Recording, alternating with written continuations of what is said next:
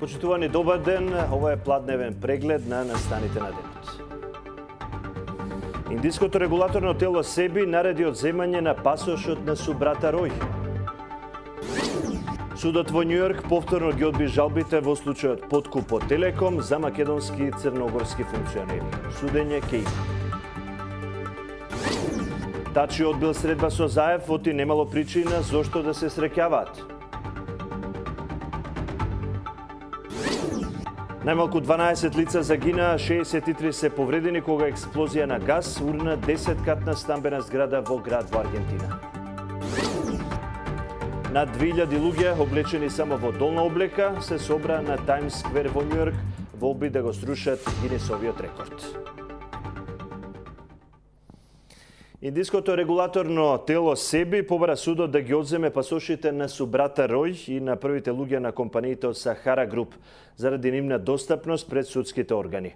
Адвокатот на СЕБИ, Арвин Датар, на рочиштето изјавил дека поради тоа што од Сахара Груп не ги испочитувале роковите на судот, преостанатиот износ мора да го вратат веднаш. Сметките на милиардерот се замрзнати откако Врховниот суд во Индија пресуди дека субрата Рој преку неговите компании измамил неколку милиони граѓани со становите што ги продавал. Компанијата беше задолжена во рок од 3 месеци да ги обештети граѓаните за долгот од 3 милиарди евра со 15% камата. На барање на компанијата беше дозволено долго да се врати на 3 рати, но според пишувањата на индиските медиуми, Сахара Груп ја платила само првата рата, што пак е само 1/5 од долгот.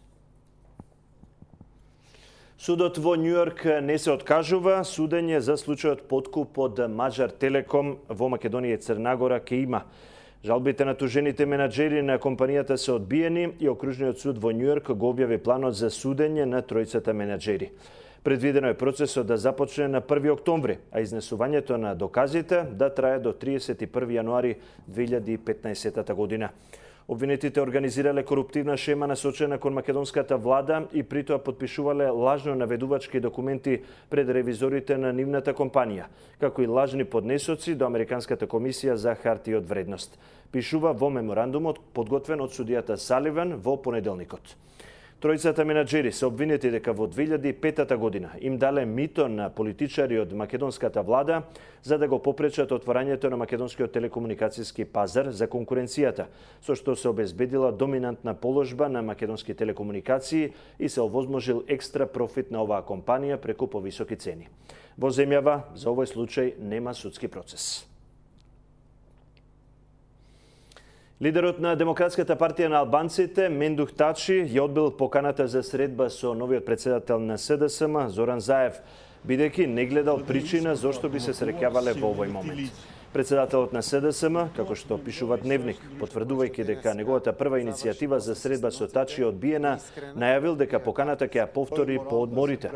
Предходно, Заев минатата недела се сретна со председателот на ДУИ, Али Ахмети, пошто најави средба и со првите луѓе на ДПА и на НДП на Руфи Османи. Односите ДПА СДСМ се заладени од локалните избори, кога пропадна обидот за предизборна соработка, што првично го беа договарале екс-лидерот на СДСМ Црвенковски и Тачи. А во продолжение за настаните од регионот и светот.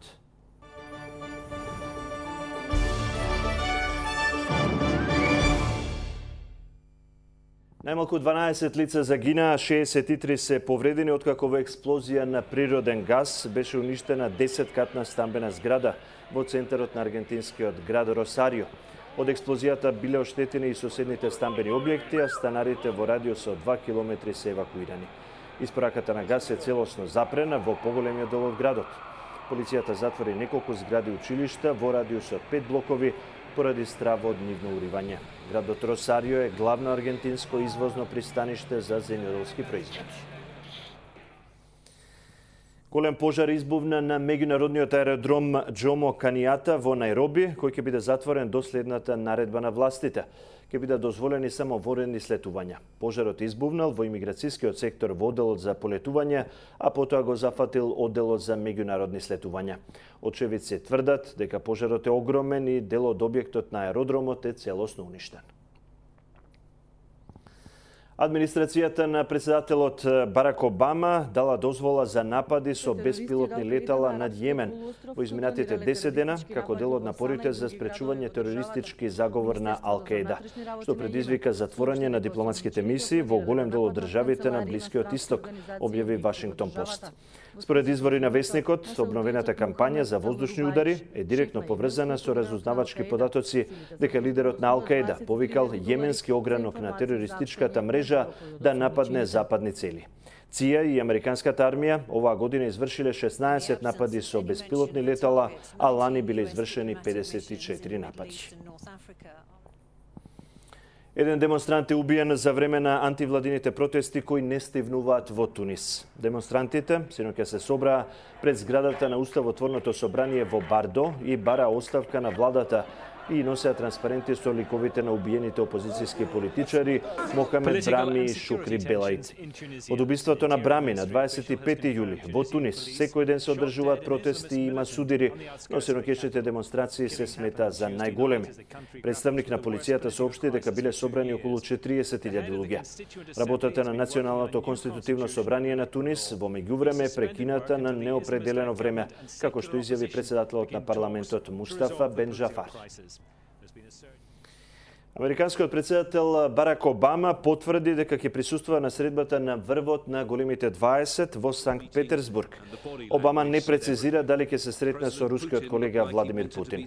Председателот на САД изрази разочарување од одлуката на Русија да даде времен азил на поранешниот соработник на ЦИА Едвард Сноуден, обвинет од САД за обелоденување на програмата за електронско следење на комуникациите на Агенцијата за национална безбедност. Според него, одлуката на Москва сведочи за присуство на одредени сомнежи.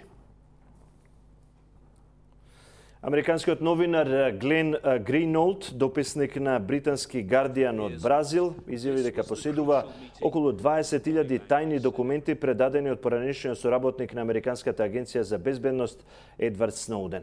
Пред комисијата во Бразилскиот сенат, Гринолд изјавил дека програмата на американското разузнавање за глобално следење на електронските комуникации не била само за откривање и следење терористи, туку и за економска и индустријска шпионажа. Руските медиуми пак денеска објавија дека Сноуден може да добие вработување во Рускиот сенат.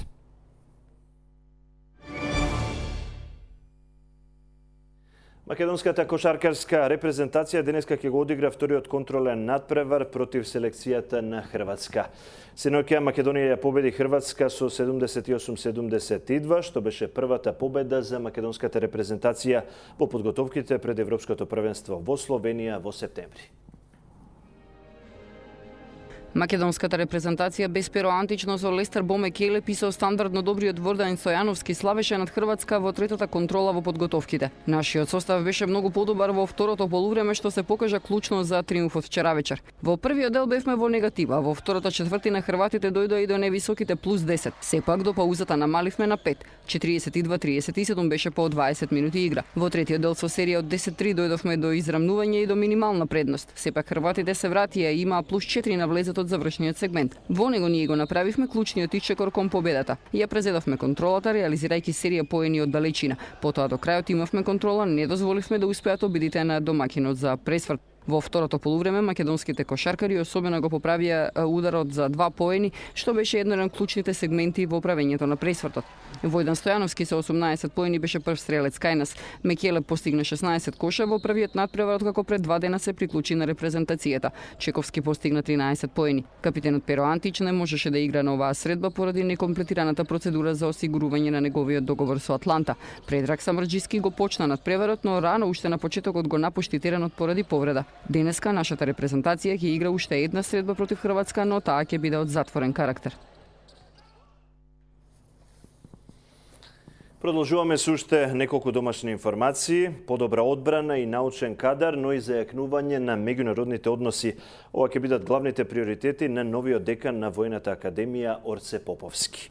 На примопредавањето на функцијата присуствуваше и министерот за одбрана Талат Джафери, кој истакна дека министерството и натаму останува надлежно да го регулира статусот и вработувањето на кадарот во Војната академија. Војната академија во научно-образовната процедура и постапка ја има сета автономност како образовна институција вклучена во системот на образование во Република Македонија, а од однос на надлежностите и одговорностите на Министерството за одбрана, Министерството ги задржува можноста околу регулирањето на статусот за вработување на кадарот во Војната академија. Мора да се подигне квалитетот и на наставно-научниот кадар, но и на наставно-образовните програми. Потоа мора да се зајакне меѓународната соработка, особено во делот на летниот кампус, каде што учествуваат многу држави со своји студенти и питомци, и секако останатите елементи кои што една високообразовна институција ја чинат, да може да функционира.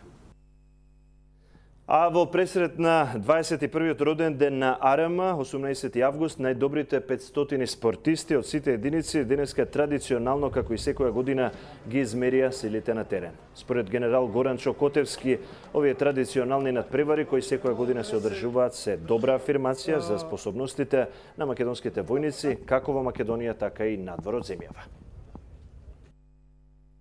Денес сме собрани најдобрите и најуспешните 500 спортисти од сите единици во различни спортски дисциплини, кои се надпреваруваат во финалните надпревари во кошарка, мал фудбал, одбојка, шах, пинг-понг и крос-кантри.